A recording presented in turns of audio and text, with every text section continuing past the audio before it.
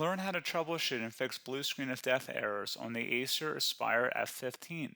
This video covers effective Windows repair methods to help get your laptop running properly again. So while you're performing updates, you're getting an IRQR not less or equal message, K-mode exception not handled, kernel data in page error. A lot of errors pertain to this problem, and we're going to go ahead and jump into what should hopefully be a pretty straightforward process, guys. And we're going to go ahead and jump right into it. So first thing I'd recommend doing would be to actually go ahead and boot to the troubleshooting utility on Windows 11. So if you do a hard power off 3 times in a row, Windows should automatically attempt to launch the starter prepared utility. And if it doesn't find anything, it will give you the option to select advanced settings, in which case it will take you to a screen that looks like this.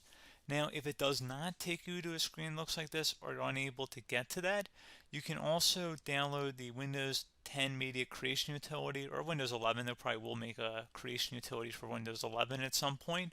And it doesn't really matter. You can actually run the Windows 10 utility on Windows 11 as far as I'm aware.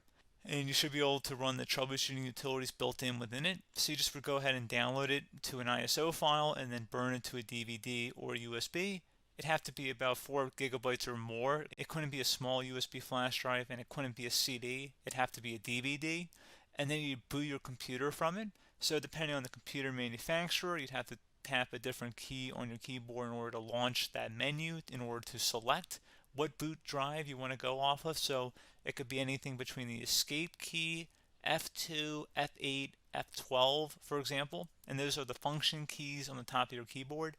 So you may have to just do a little bit of trial and error. Shouldn't take you more than a couple minutes. Googling it would probably be best before you even begin. But anyway, we're ready to go ahead and jump right into it. So we're on the choose an option page. So these will look very similar whether you're booting from it directly within Windows itself, or if you're plugged in a USB flash drive with the media creation utility installed and you selected the recovery option. So when you are setting up your Windows 11 installation or Windows 10, depending on the drive you're using, there should be an option to repair your computer in the bottom left corner of the dialog window, one of the first screens that comes up. You go ahead and select that, and then it would take you to a troubleshooting screen like you see here. And you want to go ahead and select troubleshoot, reset your PC, or see advanced options. And then there are going to be a whole bunch of options in here that we're going to explore in today's video. The first one, we're going to actually go underneath advanced options, and then select startup prepare, fix problems that keep Windows from loading. So go ahead and select that first.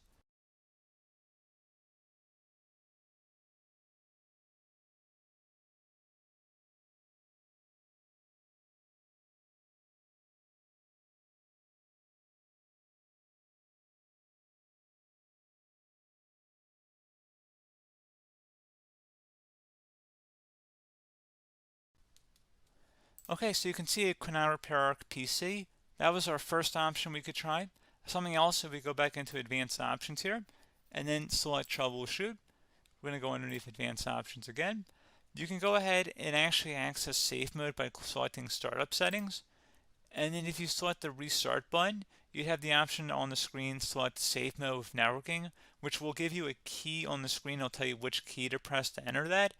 I believe it's the F7 key. It'll do that for you. I'm not going to go over that in today's tutorial because I don't really want to go into safe mode, but you're more than welcome to attempt that by going into here and then selecting restart. Again, it'll launch another screen. It'll say what key do you want to press, and it'll give you like 7 or 8 different options, and you want to select safe mode with networking.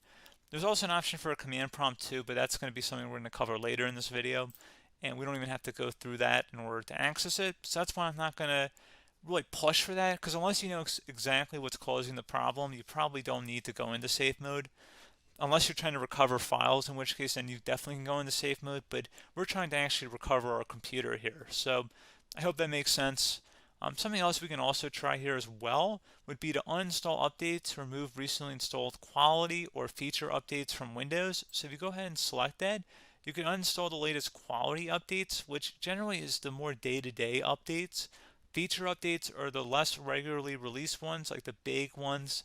I would equate it to service packs in like Windows 7 and Windows Vista and Windows XP. So larger updates that occur once or twice a year at most.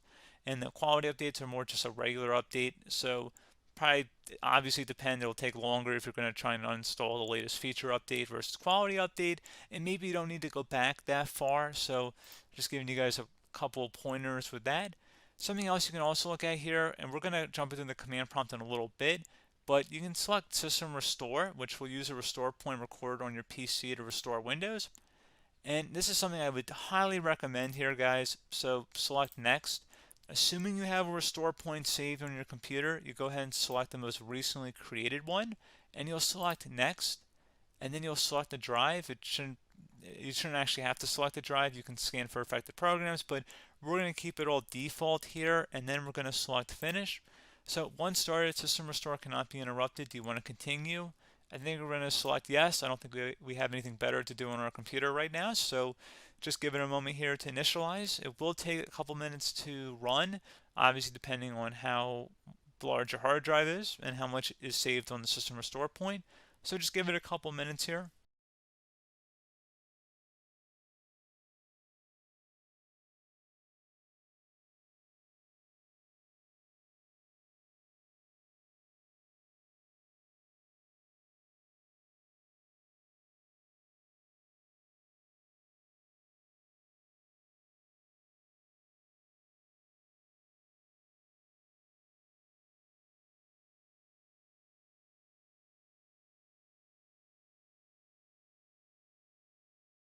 Okay, so you can see system restore completed successfully. The system has been restored. Your documents have not been affected. Click the restart button to restart your computer. Go ahead and select restart.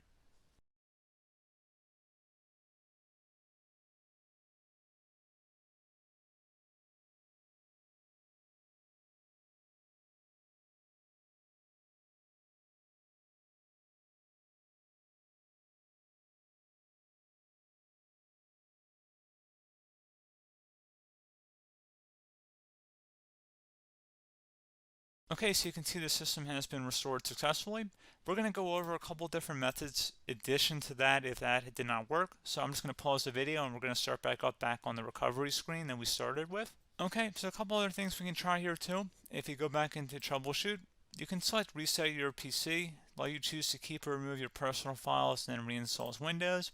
You can select to keep my files, which will remove apps and settings but keeps your personal files. You can also select remove everything, which will remove all of your personal files, apps, and settings. So this is more of a factory reset, the second option here. First option, it should not delete all of your personal files. However, it will pretty much clear most of your programs. And keep in mind, there's no guarantee that your information, number one, is even still available and easily recoverable on your computer to the point that you actually would be able to recover anything. And the second point is that there's always a chance that it won't actually recover and it will just do a factory reset anyway. So there's no guarantee that actually would keep your files anyway. So I would recommend trying to get a recovery tool and backing that up first before selecting it anyway. But again, those are a couple of different options. And then something else you can try here if you go back to the choose an option. Another option, if you go underneath choose an option and select troubleshoot, advanced options, and now select where it says command prompt. Okay, so the first thing we should do is type our main hard drive here. In most cases, it should be the C drive. So you just do a C colon and then hit enter on your keyboard. So once you're underneath the C drive, we're going to type in dir and then hit enter on your keyboard. It should have program files, users, and Windows all in there. That's how you know you're in the right directory.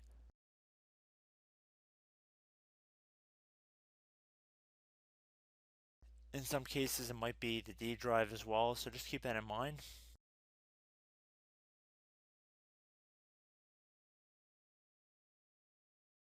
Next thing we're going to do is type in cd space / Windows / system 32 / config,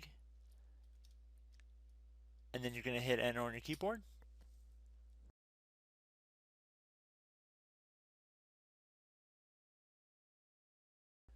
So now you're going to type md space backup. If you've seen other tutorials, it might also say to put down md backup. That's because the backup name is pretty common when you want to back something up. So you can name this whatever you want, doesn't have to be backup. So if you've already made a backup folder in the past, you could do backup 1, for example. So once you're done setting the name you want the backup to be called, hit enter on your keyboard again.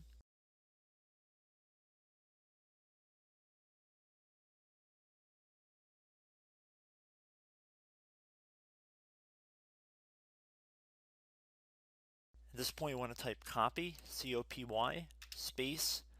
Then you want to do the star symbol above the 8 key. Then do a period or a dot, whatever you want to call it. Then another star sign, and then another space, and then type backup. And then hit enter on your keyboard.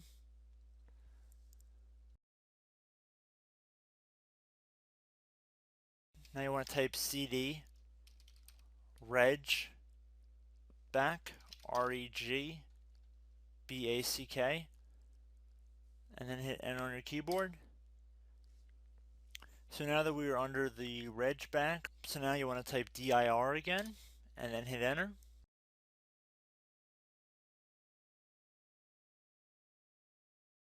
So now at this point we're going to type copy again. So copy, space, star sign,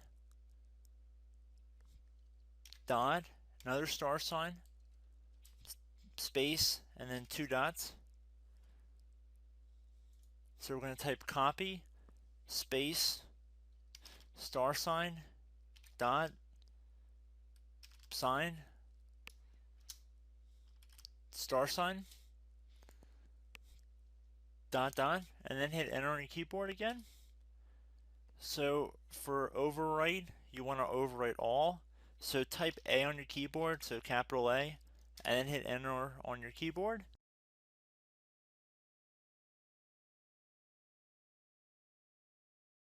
So at this point, you should be good to go. You can close out of the command prompt window, and if you accidentally continue to Windows 10, you should be all set.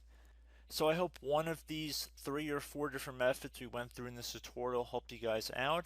Again, I'm not sure if you guys heard me earlier, but try to go back into your safe mode if possible and uninstall any programs you know might be conflicting with the Windows startup if you can get into safe mode. So just keep that in mind. Something very simple like that could be blocking up everything. So again, I hope this tutorial helped you guys out, and I will catch you in the next tutorial. Goodbye.